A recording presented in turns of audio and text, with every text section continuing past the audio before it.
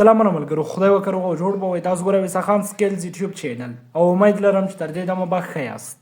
دوستانو په نننۍ ویډیو کې به تاسو ته ښایو چې څنګه کولی شو د خپل تصویر څخه بګراونډ ریموو کړو یا بګراونډ لرې کړو، بګراونډ یې صفا کړو. نو راځئ په دغه ویډیو کې به دغه طریقه تاسو ته وښیم. مخکې له دې چې دغه ویډیو پیل کړم، که چېرته مو زموږ همدغه ویسا خان سکیلز یوټیوب چینل نه وي سبسکرایب کړی، نو همدغه ویسا خان سکیلز یوټیوب چینل در سره سبسکرایب کړئ او د دا شان نورو خوندورو ویډیوګانو لپاره له موږ سره پاتې شئ. راځئ د ویډیو په طرف.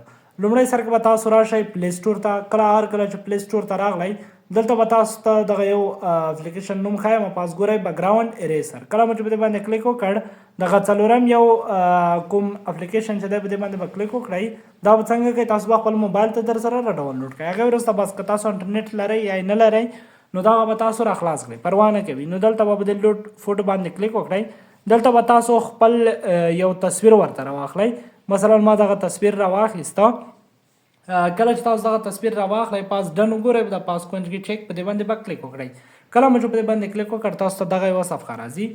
لومړی اے آی آټو، دغه لومړی آپشن ګورئ. تاسو به څنګه وکړئ، په دې باندې به کلیک وکړئ. نو په اتومات ډول ستاسو بګراونډ څنګه شو، ریموو شو. اوس دلته یوازې لږ ستونزه چې ده، دغه لاندې ځای کې تاسو ګورئ، دغه لاندې ځای کې لږ لږ ستونزې رامنځته شوې. هغه لږ لږ دغه کوم ماکس چې و هغه ورسره خراب شو. د هغې وروسته دلته دا ریپیر ګورئ، په دې ریپیر باندې به کلیک وکړئ. که چېرته تاسو نه خراب شو، تاسو به هم همدغسې وکړئ. همدغه کوم کرسر چې دی دغه به ورته غټ کړئ. هغې وروسته تاسو وګورئ دغه کوم ځایونه چې خراب شوي وي، دغه به بیرته څنګه کوئ، جوړ کړئ. هر کله مو چې دغه بیرته جوړ کړ، پاس تاسو لږ هغه د سر برخه وګورئ. هغه ځای کې لږ هغه ویښتان ګډوډ دي، نو هغه اوس غواړم چې هغه ترې لرې کړم. نو مینیول کې تاسو کولی شئ چې په خپله خوښه څنګه وکئ، کوم ځایونه چې نه غواړئ هغه ترې کټ کړئ د خپل تصویر څخه.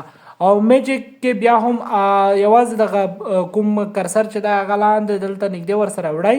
په خپله همغه ځای څنګه کېږي تاسو وګورئ، هغه دا ډول پرې کېږي. نو زه اوس راځم دلته دغه مینیول باندې کلیک کوم. کله مې چې په مینیول باندې کلیک وکړ، لږ دلته دغه ساحه څنګه کوم، ترې ریموو کوم. د هغې وروسته پاس ویښتانو ته لږ راځم. ویښتان دغه یو ځای لږ پورته شوی دی، مثلا دغه مې ریموو کړ. راځم دغه ریموو کوم. نو دا ډول ایډیټ پکې کوم تر څو ښایسته ډول څنګه شي، جوړ شي. دغه برخه لږ ترې ریموو کوم، لږ دغه برخه ریموو کوم. تاسو وګورئ، مثلا لږ مې دغه برخه ریموو کړه. چې تاسو هر ډول ایډیټ پکې کوئ، نو تاسو دلته کولی شئ. د هغې وروسته به څنګه وکړئ، ډن باندې به کلیک وکړئ. هغې وروسته تاسو وګورئ اوس دغه برابر شو. نو د هغې وروسته به تاسو لاړ شئ، دلته سیو باندې به کلیک وکړئ. هر کله مو چې په سیو باندې کلیک وکړ، نو دغه عکس څنګه شو، تاسو سره په خپله ګیلرۍ کې ثبت شو. د خپلې ګیلرۍ ته دلته به ما سره په ګیلرۍ کې دغه عکس څنګه وي، ثبت به وي. تاسو وګورئ، دغه وګورئ. د دې عکس بګراونډ سپین نه دی، ښه، د دې دا PNG دی.